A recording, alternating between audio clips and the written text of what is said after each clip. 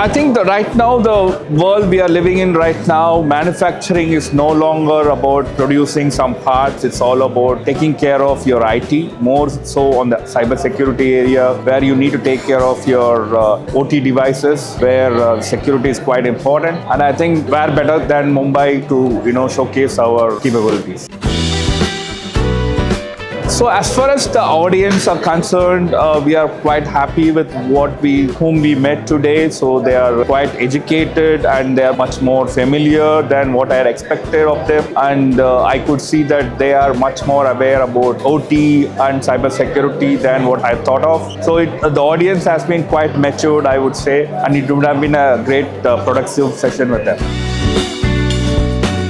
So we also happened to meet some CIOs and CTOs from all these manufacturing companies, and we did talk about their day-to-day pain points and what is the major issues that they face. And it had been quite interactive and quite interesting, and we look forward to have further discovery sessions in the coming days again.